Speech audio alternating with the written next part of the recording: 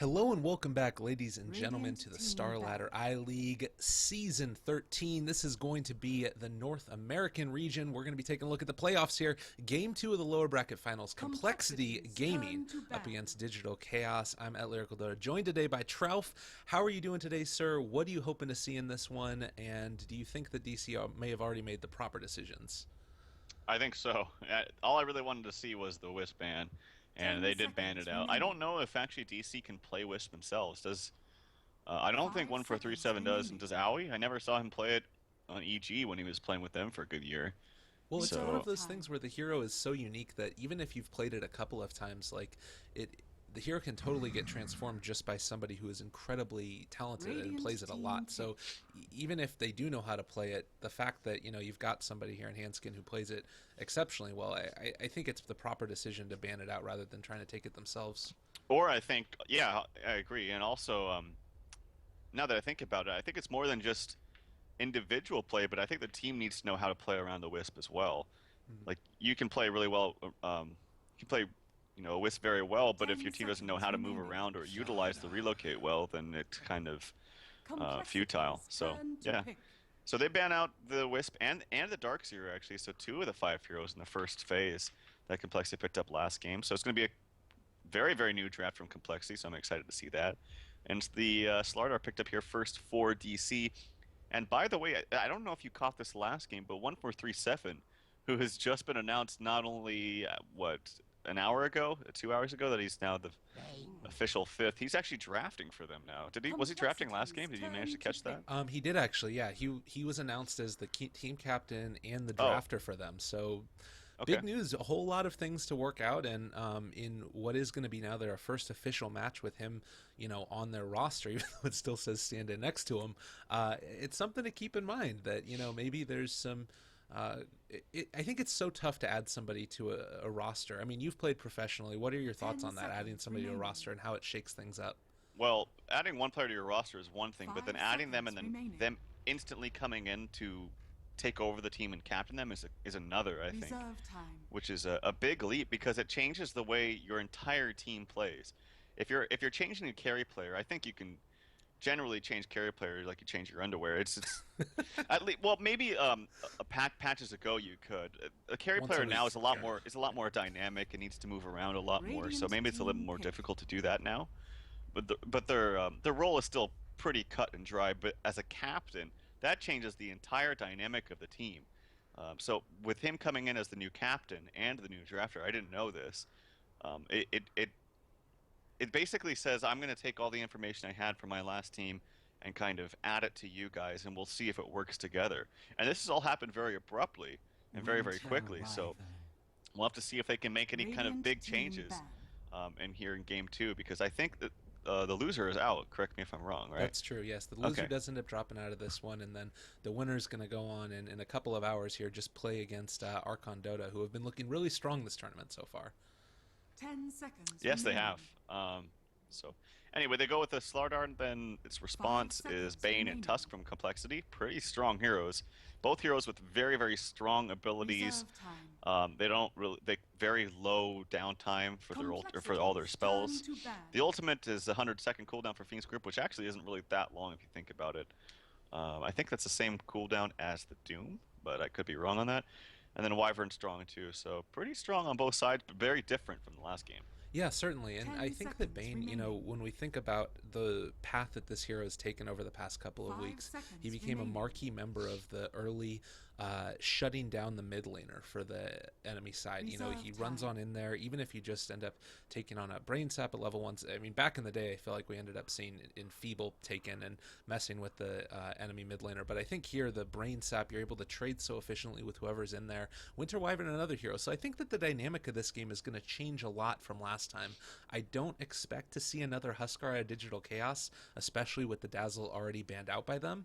And I think that it didn't really look that scary for them, so Complexity never felt like they needed to ban it out either. So Radiant I team kind of ban. like this draft so far for Digital Chaos. It feels like also they might be going into a little bit of one of those minus armor type of strategies. That's always something that's relevant with Slardar, and possibly if they end up finding the space for it, I think a 10 Wind Ranger seconds could be a pretty remaining. good next pickup for them if they wanted to try and secure that early 5 strong seconds laning remaining. dominance. Yeah, Wind Ranger would be very nice. Um, Tusk is just such a good Reserve hero. time. I'm thinking about, well, if they get shackled, Tusk can just snowball the hero That's a can good get point. shackled. But I mean, he's going to be doing that against anyone that has any kind of initiation or any kind of stun. It's just a very, very good hero for that reason. PL banned out here Complexity's from turn to DC, ban. as well as the Dazzle. Um, Dazzle Bane's kind of a weird combination of heroes. I'm not sure if they would go for that. We don't even know for sure if this is going to be a Tusk offlane or a Right. Tusk 4. But as you mentioned with Bane, 10 most likely seconds harassing the remaining. mid, it does make more sense to have him as the 4, but nothing's set in stone. 5 Quap banned out seconds here from remaining. compLexity. Um, Maybe they just banned that out because they feel that DC's comfortable with Quap and they pick it a Reserve lot. time. Again, as you alluded to earlier, we don't know for sure what they're seeing in each other's scrims. Maybe they like to pick Quap a lot in their scrims too.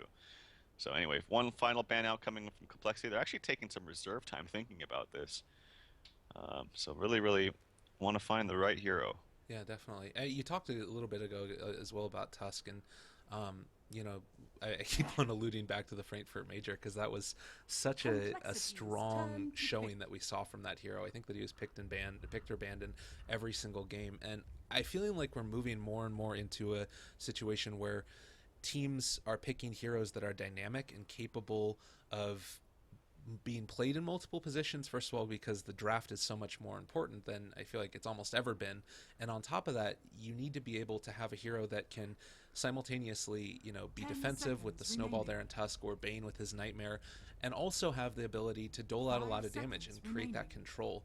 TA is going to be taken out this time. Another one of those mid Lena. laners they wanted trying to take over that lane, and with a Lena pick, Radiant there team aren't a pick. whole lot left that are going to be incredibly strong here. Yeah, I was just thinking Lena Windrunner, but because they have the Wyvern, it makes so much sense to pick up the Lena. Obviously, a huge counter to the Cold Embrace. If anything, the Cold Embrace helps set up the Lena LSA in certain Mm-hmm. situations. So that's a pretty standard pickup here in this position for complexity. As you mentioned, I wouldn't be surprised at all still to see the Windrunner picked up. I mean, look at 10 all the mid laners seconds that are banned remaining. out or taken. There's Lena taken out of the pool. No TA, 5 no Quap, seconds no remaining. SF. The next best thing here really is the Windrunner. Unless you also want to go Reserve for a Viper time. yourself in some kind of 5-man lineup. But again, the reason why Viper was so good last game is because you had the mobility of the Wisp to move him around. That is the number one weakness of Viper in general, is that the hero is very strong, you want to fight, but most teams won't fight you. As simple as that. But if you can force them to fight you with a relocate or some other kind of way to get him into the fray, then you can utilize that. But they go Complexity's with the tiny turn to here, pick. which is, I think, totally fine. I was actually, honestly, I was about to say that we saw a couple of Tiny plays yesterday where they were using the Tiny as the initiation for the Slardar before he gets his Blink Dagger, and as Hmm. a way to apply a good bit more pressure. I mean, honestly, it just looks silly when you see it in the game, but it's incredibly powerful. That's the problem that you end up having with Slardar, is being able to find that initiation without leaving yourself open with the extra damage you take from Sprint.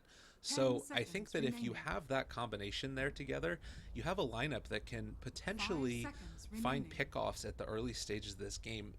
We've been seeing Tiny get played sometimes in the support role, particularly on the Reserve Radiant time. side.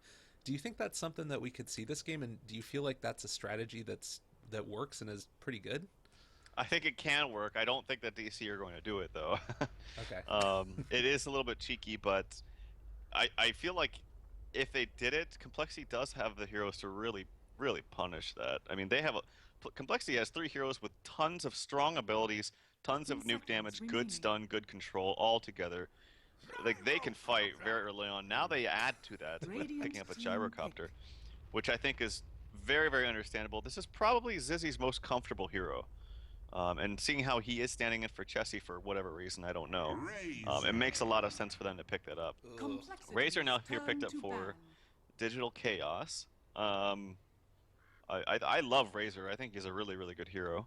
Yeah. It's very, very good against the Bane. All 4 of Bane's spells are single target, which Right. means if he wanted to cast any of those, he's going to get purged from the unstable current of Razor. So Complexity's turn Razor's to thought of pick. as a really good hero against 2 things. One, like strength heroes that are very slow that you can suck their damage out, like Bristleback, for example, who also has a single target nuke.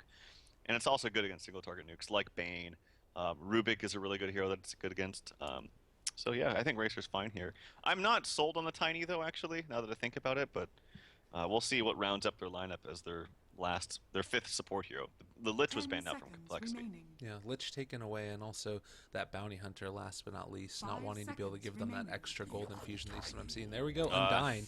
God, this is, Radiant like, I team was pick. sort of cringing a little bit with the Razor pick just because I hate playing against this hero, and I feel like he's always frustrating to go against. But if you have this much aggression early, particularly that rocket barrage, being able to get up in Razor's face, maybe you're able to burst him before he steals too much damage, but it's kind of a fine line to tread, because obviously Lina there as well, you've got a lot of burst damage to take Razor down, but that also leaves you open to being up close to this hero who sort of 10 seconds remaining. exceeds at being able to get in early engagements by stealing other people's 5 damage. seconds remaining. I really like this pickup. I think it's going to work well for their lineup. Tusk and Undying is very strong. Reserve time. Digital Chaos, they need to find some kind of support that can maneuver around this lane of Tusk and Undying. Wyvern can't really. He's pretty slow, I think. Yeah, he does have the Arctic Burn, but... and also, Razor, I think Razor's going to go mid, right? I don't imagine... I mean, I guess Tiny could go mid against the Lina, but I feel like Lina would just punish him. You also have to anticipate that Bane probably will be helping out if Wyvern does, or maybe helps him out even if Wyvern doesn't. And then Lina gets off to a really good start. I think it has to be Razor mid, so Tiny, Winter, Wyvern, Wind Ranger at your or it is service. going to be a support Tiny. Maybe Wow. you nailed it. Interesting. That's one of the... Okay, I'm not going to go there. Anyways, yeah, so we do end up seeing It the is. support Tiny. You nailed it. I was wrong. TraLF was wrong. Well, and Lyrical was left, or whatever it is. All right, so we're gonna have Wind Ranger picked up here. It's a nice I was left. combo. That's right. You were right. I was left. Okay, that's what it is. Wind Ranger is pretty strong there with the Slardar as well. It's going to be that Owie 2000 Tiny that we're going to end up seeing this time around, as we've talked about. And I think this is somewhat of an interesting way to deal with it, because we always talk about the early aggression that comes out from the Prepare Tusk and for Undying. battle. And if you just sort of counter that with a ton of burst damage, maybe then you're going to be able to take on out of the whole course of this that early aggression, stymie it a little bit by being able to take out the Undying or the Tusk. Of course, the problem they end up running into is that if you're not able to kill them very quickly, it could be a very scary situation for them. Yeah, and when I think of Radiant support Tiny, which is why you asked, I instantly think of Secret doing the mid lane pull, and I think it just got pinged out by, I'm not sure if it was brown or orange, but either way, that is in the back of their heads. The first person I saw do that, though, was a long time ago. I saw Fnatic do it. I think it was Hani, way back when he was playing for them, and I saw him do it. It was the first time. They were playing against 30 EG, seconds to and it battle. was in the D2 Well Season 4, I believe. And I saw them do that, and it was so devastating because they had no idea. But now with it kind of in the heads of people and heads of players, oh, we might see an engagement here. Yeah, Owie does have Toss skilled up level 1. They haven't taken a skill yet on Bane, not wanting to commit to that Nightmare as of yet, but everybody's down here. This is going to leave a free rune up in the top lane for the Wind Ranger, and potentially might run into a few problems. It does look like Limp is going to just back on out, not wanting to take too much The battle aggression as of yet, begins. but actually, they do end up spotting out Hanskin over here, so they're going to know he's in the area. Every coin helps. This might be a quick kill if he's not careful. He is running around the other side. We do also have the Slardar moving in. He's going to run into the creep wave if he's not careful, hiding in the trees. They should know about this, Ro, right? Yeah, I think they saw them. Now they're looking. Bulba's going to be extremely late to his lane, by the way. Oh my god.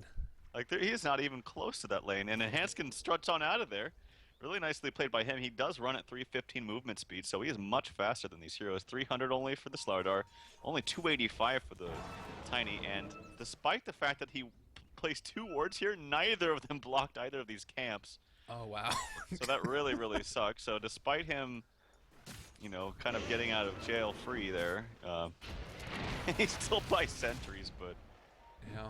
it doesn't really matter. He's actually going to bring the salve to Yawar because he's still scared of the Bane. They're not quite sure where he is. But Yawar runs back, maybe gives up a free CS or 2 for Limp. And we'll see if this bad positioning now for Bulba, because he got up to the lane late, is going to hurt him as Hanskin runs around.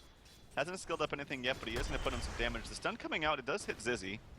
Ooh, yeah, he's And going to be able to walk away from that one. Nightmare down. They actually have a chance now with the Rocket Barrage as well as the Body Box. Bulba doesn't have that phase movement, but the one creep is going to draw away enough aggro that not quite going to be able to find that kill. And with a Nightmare scaled, no chance for a Brain Sap. What a weird start to this game again. Like, the last game I felt like was very strange. This one I feel like is also very strange. They are going to be able to deny out a good amount of experience here. And it doesn't actually block either of the camps for Aoi, so they're going to continue to connect this pull here. He missed the big creep though with a toss. He mistimed it, unfortunately, so he doesn't get the gold for the big bird, whatever it's called. But he will connect it nonetheless. Yeah, it's very strange that, like, it feels like this ward was placed deliberately in this spot. So it's like, oh wow, he's gone to practice mode and he knows exactly where to place it, but it doesn't. So kind of a missed opportunity right there. You would think that if you're going to be warding something very crucial like this, that you would know that it blocks, but. Well, you'll know for next time. Absolutely.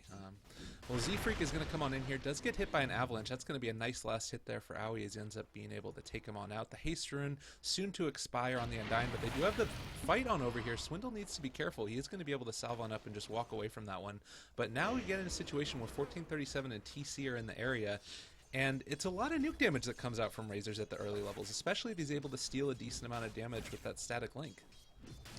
Yeah, but despite the pull in mid lane, Yuar seems to be a little bit behind the Lina, just slightly. What I basically mean is that Limp has not been hindered by this pulling as of yet. Now, he does get a secondary pull here for Aoi, or that is for Aoi, and this one might actually hurt, as he's got some really nice creeps to work with. A good 87 gold there.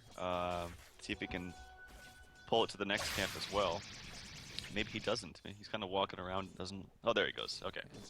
Gets the toss. Unfortunately, misses that one as well, so missing a little bit of gold, but still nonetheless getting the pull. Bottom lane, we have an initiation, 1407. Oh, just barely going to get out with that Cold Embrace. It's going to keep him alive at least for a second. They haven't taken up Tombstone, and it did end up getting taken out, but they do finally find that kill, and now TC dropping low as well. It looked like they were going to be fine for a second, and just sticking around a little bit too long. Swindles is going to be able to stay alive through this as well with the Tango regeneration. And now the jump forward. Limp is going to end up getting caught here. Shackle doesn't land, but the Avalanche and the Crush will. Light Strike Array is going to connect on to Yuar, but not going to be able to be there in time. So quick trades going out across the map as we do end up seeing the Razor as well as the Winter Wyvern dying, but 4 Limp in the mid lane on that Lina. It seems that indecision is kind of plaguing DC from time to time. You saw there at the end, like, TC was running away, but then he kind of decided that he wanted to then kill the Tombstone, so he ran backwards to kill the Tombstone, and that was his demise. So, interesting play there, but nonetheless a very, very good 2 kills there from compLexity. And not only are they getting kills in that lane, but they're kind of stifling TC's farm as well. He's only got 11 CS compared to the 24 free farming Gyro up top, so they are succeeding in their efforts here in the bottom lane as compLexity. Well, and see, the other thing is that, like, you end up rotating on in the Slardar to be able to find that kill with the Tiny, but it's a lot to commit to make that happen. And now also with the stacking on up here, it does look like Swindles is going to be able to slightly interrupt this pull. The creeps are going to go the long way around, but now Limp's going to be able to get all of this CS and simultaneously take away one of the Radiant's medium camps. So farming pretty efficiently, at least at this point in time. And you mentioned he hasn't really been shut down too hard. 22-0 versus the 29-2 of the Wind Ranger. So Wind Ranger obviously ahead, but not by a terribly significant amount. Well, and I think most of the discrepancy of CS there comes from the gank that happened, not so much the pulling. A nice power shot there, taking him to half HP. But the pulls have been annoying, but Limp has been holding his own despite that. It was really the gank. Bottom lane, Z-Freak is static linked up. They have the Tombstone dropped, but they do have the rotational in. Aoi, Avatos combo. There's going to be the snowball to keep him alive a little bit longer. Zombies are starting to pile up. Handskins is rotated on in as well, and that's going to be TC going down. The Tombstone left alive for so long, and now Aoi is spread out a little bit. The creeps are blocking off his path. Handskin just continuing to right-click him down. They do have another decay. Soul Rip in 8 seconds. Doesn't look like they're going to be able to find this kill, though. Maybe with the Brain Sap. Oh, snowball forward. They're going to be able to take him out. That's a double kill now for Swindles, as this bottom lane has really not been going DC's way at all. And they knew what they were getting into somewhat. I mean, they didn't see the Undying until the very end, but they knew that there was going to be a Tusk. And whenever you see a Tusk, you can anticipate some kind of dueling, because almost any hero just complements the skill set of Tusk. And also, what I think is kind of interesting is Tusk is very, very good against the Razor. He can snowball, not get static linked. Or sorry, what is it called? Static charge? Unstable currented. Alright, I wasn't even close. But he can snowball, he doesn't even get purged. He can also cast his charge, which doesn't target, so he doesn't get purged. He's very good in that sense against the Razor. Yeah. Well, the other thing to keep in mind is that it wasn't Undying's 6th pick, and considering how popular that dual lane has been throughout the past, I want to say month or so of Dota 2 that we've been seeing, it felt a little bit strange for it to be able to get that pick that late in the draft. Right. Regardless, we're in this situation now. Winter Wyvern has hit level 3, Razor close to 6, and we'll be able to somewhat more efficiently deal with Z-Freak and Swindles down here, but it's by no means an easy lane, because, I mean, Swindles is getting close to his 6, and once you have Walrus Punch down, while you won't be able to chase as efficiently, you still do have the ability to snowball forward after you Walrus Punch in, so exactly. Regardless, it's still a really good lane, I feel like, for complexity. Yeah, I was just going to mention that too, like, even if you're purged, you just snowball and just ignore that fact. So it's almost like Tusk is a counter to the Razor, despite him being a melee hero. Yeah. And even, as you mentioned, yes, Undying was picked at the end, but Undying is also quite good against Razor too, because yes, you have the Soul Rip, but your main ability is that non-single target decay, and then also, of course, the Tombstone, which he didn't get level 3, by the way. Went for an extra point into the Soul Rip, so he wants to have the lower cooldown, maybe the extra damage and heal. I find that just a little bit curious, but I think it's totally fine. I mean, they're still getting kills, and they're still ahead, and they're still keeping the CS of this Razor down. Yeah, definitely, and doing a great job of it. You take a look at net worth right now, Razor is 5th behind the Tusk, and currently Gyrocopter has pretty much been getting everything that he wants in lane, including a whole bunch of stacks off here in the jungle. We do have one medium camp that it looks like Lina is actually going to be taking in a second. Hard camp stacked up 3 times as well. And this is going to give you a lot of ability to scale into this late game. We'll see if Zizzy ends up wanting to go on over into the Ancients to stack them up with a Helm of the Dominator creep at a later state, but at least at this point in time, I feel like complexity are in a very strong position. Almost 3,000, well, 2,500 gold up. Experience-wise, 1,500. What do you think they need to do to get back into this lane? Is it a matter of trying to, for DC that is? Oh gosh, never mind, rotation on in. It looks like Owie is going to go down, I believe. Avalanche, it was a nice toss back. Does he stay alive through that? Oh, Nightmare. They are going to be able to trade off the Nightmare, and it looks like he is going to survive. That was close. I think he would have died, but unfortunately Bane missed an attack uphill, which would have been the death, I think, of Owie, seeing as he is, or he was at like 38 HP. So very, very close there. Nice play there from Yawar by saving his buddy with the swap of the Nightmare. To answer your question, though, I think it really honestly needs to be a blink on the Slardar, but he is nowhere close to one. There's really no, like, we got this item, let's go fight, except for the blink on DC. I'm not seeing anything else. Like, maybe the Wind Ranger Ags, but he's pretty far away from that. Razor, he doesn't really have a single item that's like, let's go fight. He kind of gets build-up items, like, I got my treads, now I got my drums, now I got my point booster, and then finally I got my Ags. Or I see a lot of players go for the S and Y rush for Razor. But that's not really like, I got my item, let's go fight kind of thing. Unless you go for the mech, which I haven't seen on Razor for a long time. Definitely. Play him a bit more like that Viper. I will mention that I think that Swindles ended up getting the Illusion Rune and then leaving one of the Illusions down in the bot lane chasing after the Undying to hide the fact that he was ganking the mid lane. So pretty cool move there to make that happen. Unfortunately, didn't end up paying off for them. We do have a 3-man smoke into the top lane to try and find out it's Zizzy on this Gyrocopter. The rest of his team do have a decent amount of TPs and can get up here. Lina, the only hero that's not really in there, and they do end up finding him out. Zizzy is going to end up falling here. Oh god, the call down is going to be pretty big, but I think they can make it out before this all comes about. That is going to be a kill on Owie 2000 as Tiny crumbles to the brain sap, but Handskin, the only hero to rotate, everybody else staying put. It was good for DC for the fact that they got a better trade, like the support for a core, but really well played, honestly, by Zizzy. Like, casting that spell as soon as he could. It's very important that, as Fogged always said, I remember this, that especially playing support, if you know you're going to die, it's imperative that you get your spells off. I didn't think he was going to get anything off, but he actually managed to get the call down off, so well played by Zizzy. Absolutely. It is also going to give, at least at this point, DC the ability to get level 6 up on the Slardar. Actually, level 7 now, excuse me. So while he doesn't have a blink, he is still pretty strong if he's able to get into range. They're going to jump forward, trying to catch onto Handskin. They do have the Winter's Curse if they want to commit that. TC is off here as well, but it feels like they're so deep at this point in time. Any TP rotations can be pretty big. It looks like, at least at this point in time, they're going to content themselves with taking the tier 1 down in the bottom lane, not wanting to fight as of yet. Swindles does end up tossing on out a Snowball as well as the Ice Shards onto the Wind Ranger, but with the Wind Run, no real way for them to get any type of return kill. Fight recap at the end of the kill on the Vayne. It's going to be a 500 gold swing, but also a tier 1 tower, and they can potentially get into position to defend this top. It's still very full on HP. They do have a glyph. They would need to start TPing a lot of people up there. There's no TP available on the gyro though. It's on cooldown. And yeah, I think they're just gonna sack it at this point. Instead, gonna call for maybe the mid tower.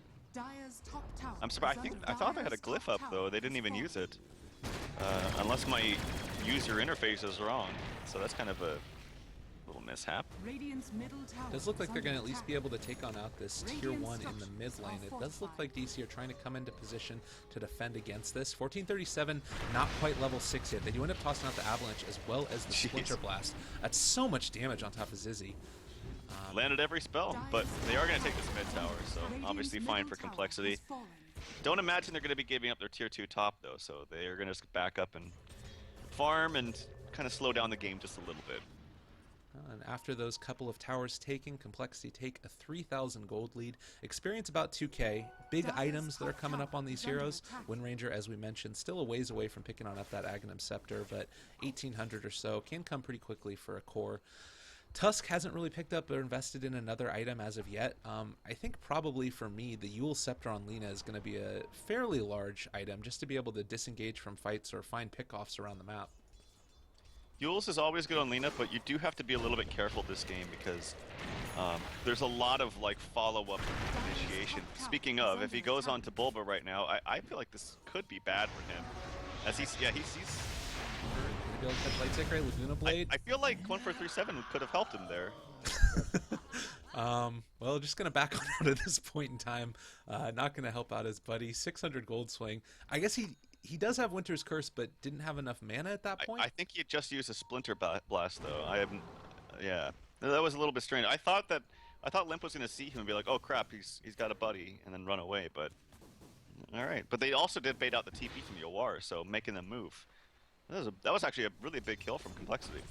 Yeah, huge. Slardar going down, it slows on down that blink timing as well. He was trying to get it as quickly as possible. I will say in terms of DC's lineup, they have a lineup that can come back. You look at the combos that they've got as we do end up seeing Wind Ranger just barely get out of range of those shards. But you think about Splinter Blast, they're able to constantly keep creep waves pushed out. Maxed out level is going to one-shot range creeps.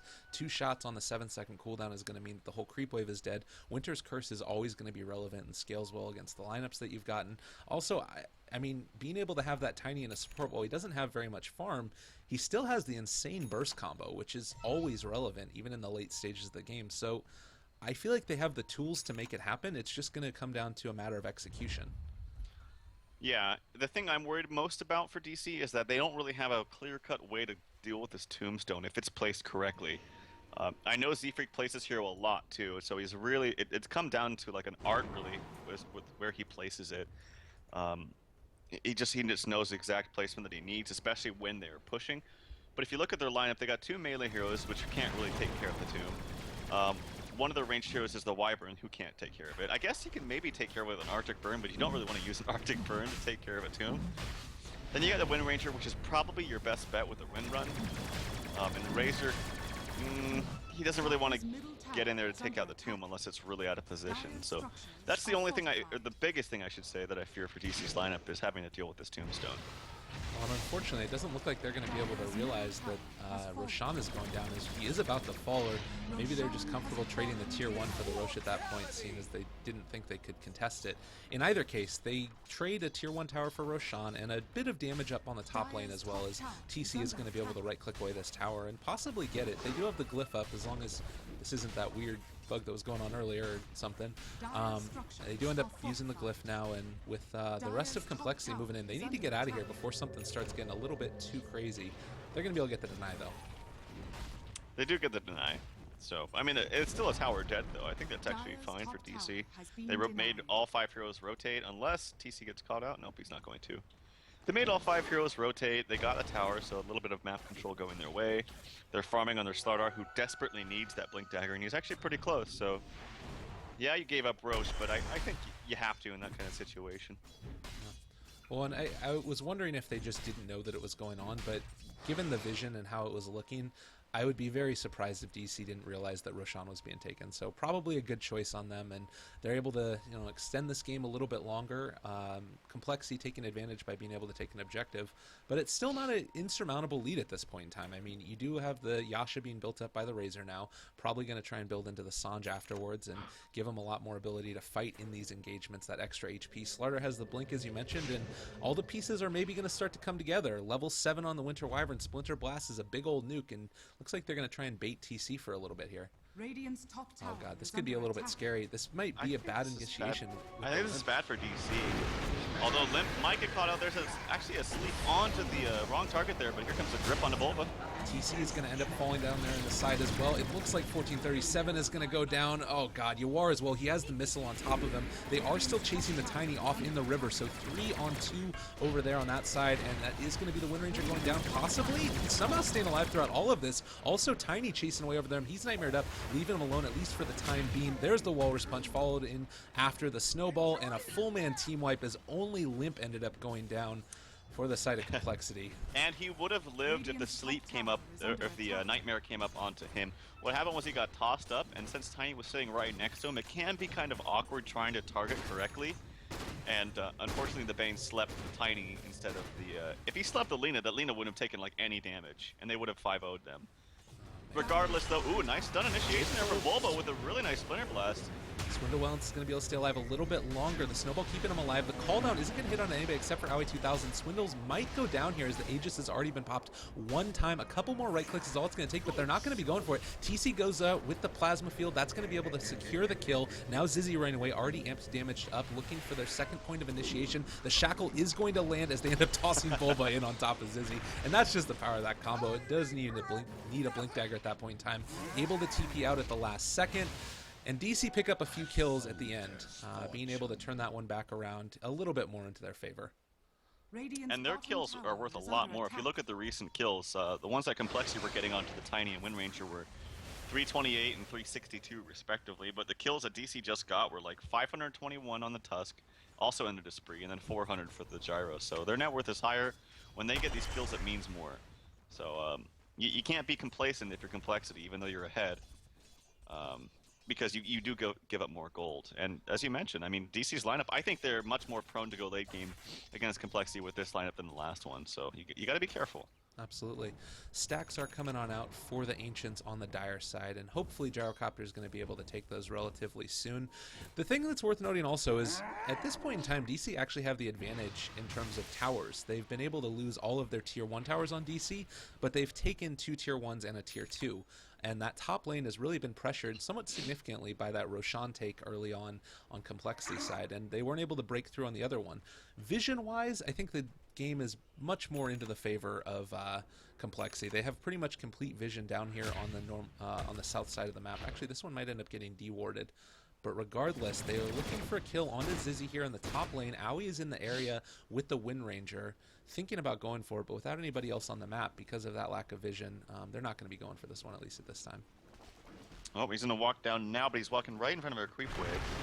Just going to kind of cut it, hit it a couple times, and then be on his way. If they can somehow get a Blink Dagger up on this Tiny, could be a new form of aggression here onto compLexity that they don't have. They obviously don't have a Blink on the Wind Ranger. Their only initiation is really the Winter's Curse and the Slardar stun right now, which is great, don't get me wrong. But they might need a little bit more if they want to start taking the lead here in this game. Definitely. Well, a 5,000 net worth lead currently into the favor of compLexity, as well as an experience, about 5,500. We're taking a Big look stack at being items taken again. right now by compLexity. Yeah, that's the one that you're talking about. And Tombstone dropped as well to secure that. Gives a little bit more of that those levels to Z-Freak. Now he has level 11, 2 points in that Flesh Golem. Also worth noting that the Wind Rangers picked up the Aghanim Scepter now, so can start changing targets a little bit more frequently with the focus fire, and having that on top of the Slardar is super relevant. I mean, you're going to be able to burst on through this gyrocopter, and they don't have the same type of defensive support that they had in the last game with that IO, or even having something like the Dazzle, which means you can potentially burst on through this hero if you're able to have a couple of seconds just to have the focus on him. And I think that that's the point where probably Winter's Curse is going to be the biggest spell for DC, and 1437's play here, they're going to need him to come up big for them to win, I think, the next engagement, given the item advantage on complexity's side. Yeah, Winter's Curse is such a great ability, and he's actually got some decent farm on him too. Glimmerclape, here comes an aggressive smoke 4-man. TC was not smoked though, kind of awkward. So if they did run into any wards, TC would get spotted. Luckily for their sake, there are no wards, unless TC walks backwards. But it's just going to be a 4-man. They know Limp is here. He does have a Lothar's up in 1 second. If he suspects something's up, he can run away. Oh, they're going to be able to find this initiation, I think. The other thing is they have to have Winter's Curse and Handskin. They're going to end up starting an attack here with the Lina. They get the vision on Limp. He's going to end up falling. Did they actually end up killing him there with the Nightmare revealing him? No, I think he was dead. Okay. I think they already got the... Oh, they got the sentry down, of course. I'm dumb. All right, well, cool. yeah, exactly. So they would have... I mean, it was a nice attempt from him, but... I thought that actually he was going to kill himself by nightmaring because I thought he would reveal his position and then they would rush toward him. But they wanted to secure the kill on Lina, and that's the big one. Oh, TC now is caught out off to the sides. Beautiful shards blocking him off on both sides, and with 3 heroes in there, that's going to be a really quick kill. Gyrocopter ends up finishing that one off. And now they nice also shards have on to the Bulba side too. Bulba as well.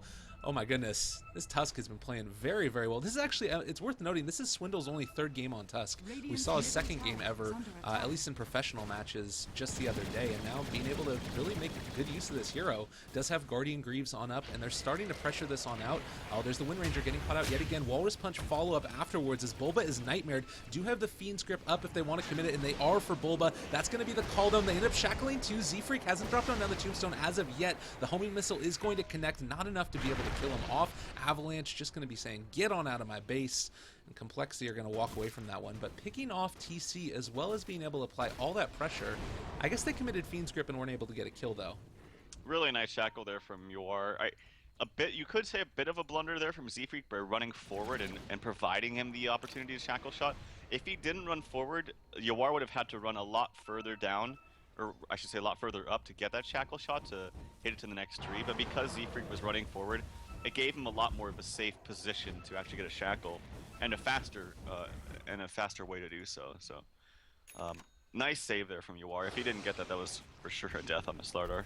The other thing there is with that jump onto Bulba on the Slardar up here in the top lane, they did end up revealing the ward. It was about to expire, but they still get the 50 gold as well as experience from it, as we did end up seeing 1437 go over to deward it. Blink Dagger up on the Tiny. You talked about that extra form of initiation, the other jump that you might possibly have.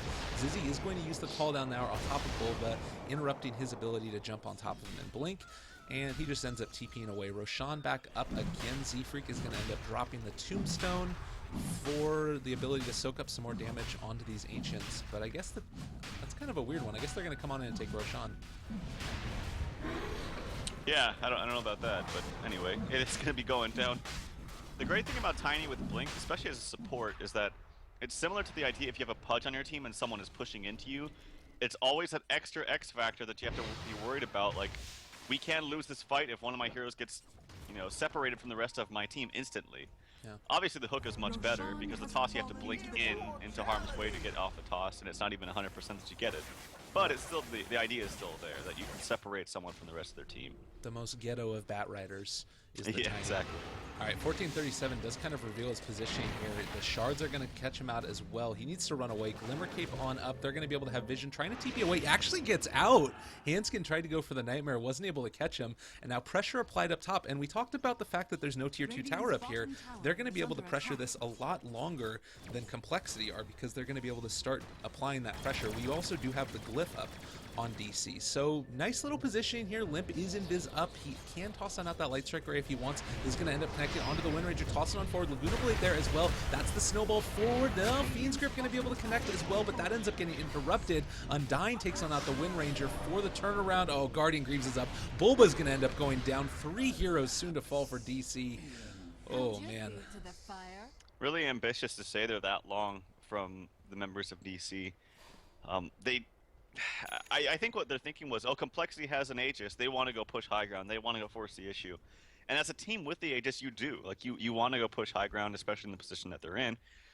But you also, when you're ahead, you don't want to trade, ever. That's the general rule. When you're ahead, you want to give as little to the enemy team as possible. And so that's exactly, compLexity made the right call. They're like, yeah, we can go push, but we need to address this issue. We need to not give him an inch. And they made a really, really nice play out of it. Oh, 1437 gets the other side of the shards, but Swindles does as well, and now that's going to end up being another quick kill there.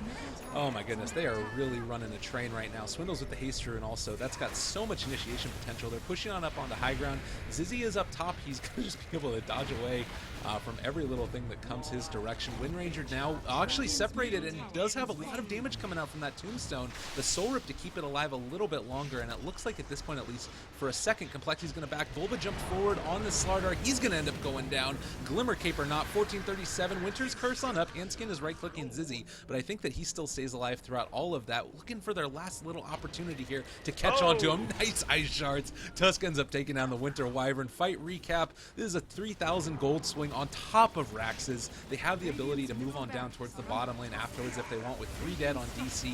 There are no buybacks at this point in time except for on the Razor, who looks to maybe possibly need to use it in a second or two. Oh, nice Shackle going to connect there, but there's going to be the Fiend's Grip on top of the Wind Ranger. She's going to go down. Swindles is on a killing spree, blocks off TC yet again. Oh man, TraLF. This is a very, very good and well executed game so far by compLexity. compLexity looking pretty damn good this game. Swindle on the Tusk has really kind of been the MVP this game, I'd say. Especially if even just little things. If you saw when they were gripping one hero, I believe it was the Slardar, I can't remember. But instead of just snowballing him, he snowballs to still stun him after the grip and go for an additional target. So getting the most out of all of his spells rather than just taking the easy way out. And with a skill set like Tusk has, it's very effective. Just constantly keep adding the aggression in the midst of a team fight. This is why this hero is so good. All of his spells are low cooldown. He can constantly keep reinitiating, saving his teammates, running away, reinitiating with a, you know, I mean, Walrus Punch is only 12-second cooldown at level 3. I know he hasn't got there thus far, but that's just to put things, you know, into perspective. He's got 18-second cooldown Snowball. He's got 10-second cooldown on Ice Shards. His Frozen Sigil lasts for 30 seconds. It's just a very, very good skill set. There's a reason why this hero was picked up all the time. Well, and it gives you such a... Like, it's not necessarily that Tusk is always going to outplay your opponents, but it gives you the opportunity to pretty much always outplay your opponents. So if you do end up being able to, you know, feel comfortable on this hero, you're just in such a great spot. Worth noting also, Zizzy still has the Aegis, has not dropped it yet. You talked about how comfortable he is on this hero. Butterfly now picked up on top of the Helm of the Dominator, Sanj and Yasha, and this tower is just going to melt away. He does have the Centaur Conqueror here as well, just in case there is a chance for some type of initiation on top of him. He can micro this hero and then end up using that War Stomp. So in such a great space right now. 1437 wanting to use this Winter's Curse, but now you're just hitting it onto Zizzy. Nobody else is in the area. Nice dual scepter up on top of Owie as well, able to get off the toss. Limp is going to finally fall. They're static linking up on top of Zizzy, but there's the Fiend's Grip keeping him aside at this point in time. 1437 dropping low as well from the Rocket Raj. He might end up finally popping. Aegis is going to maybe go down. Is he still alive? How much armor does this guy have? TC is trying to break through that tombstone, but just gets punched in the dome by the Tusk. Everybody is fallen at this point in time, and only Limp is down. GG ends up getting called. Oh man, compLexity too strong. It's two really convincing performances from compLexity, just very, very much taking a handle over this series. I thought that there was going to be a glimmer of hope because TC was like sucking so much damage. He had like the full amount of damage, but all of his damage was being applied to the Gyro who had the Aegis, so it didn't even matter if he died. Very, very convincing. Nice drafts in both games 1 and game 2. Completely different drafts. It's always fun to see them have good ideas of their draft and have a completely different way about going about it a completely different way. Obviously, two members of their last draft were banned out in the first phase, so a lot of hate coming their way with that. But they were like, "Hey, we don't care about that. We still have other heroes we can play." I thought their opening was great. I just think look at their draft. All of their heroes fight with low cooldowns. Every single one of them. Tusk, Lina, Gyro, and Dying Bane. Very very solid. Complexity's draft, or sorry, DC's draft was a little bit different. We don't typically see the Razor, and I just think that this quote, I'll call it a gimmicky play, really, of having the tiny toss in the mid lane didn't do anything. The Lina was still farming. As a result, they suffered in the bottom lane because they only had two heroes against a very, very strong Tusk on Dying lane. I just don't think that worked out for them. I think that they were too caught up in the idea of, yeah, let's really crush the mid lane, let's gimp their mid lane, haha, and it just kind of backfired on them, honestly. Well, thank you guys very much for watching. That was the lower bracket finals. We're going to be seeing Complexity move on in, I believe, 1 hour from now, if that's right. Let me check what time it is. Yeah, 3:46. I believe the game is scheduled to start at 5 o'clock, so about an hour and 20 minutes. We'll see if that ends up being pushed forward at all. I have a feeling it won't be, but regardless, stick around on the channel, listen to some dope music as we wait for the next game to get started. Congratulations to Complexity. We'll see DC again in a little while. It is worth noting that this is their first best of three since they've added 1437 as their captain. Maybe a few kinks to work out. As you mentioned, there were glimmers of hope throughout the course of the game, possibly going to be able to bring it back in the Summit 4, which I think is going to be their next big test. But regardless, see you guys in a few here at least. TraLF, any final words before we get going? Um, no, just well played by Complexity. That's all I got to say, really. All right, well, thanks again. Stick around, guys. We'll see you in a few.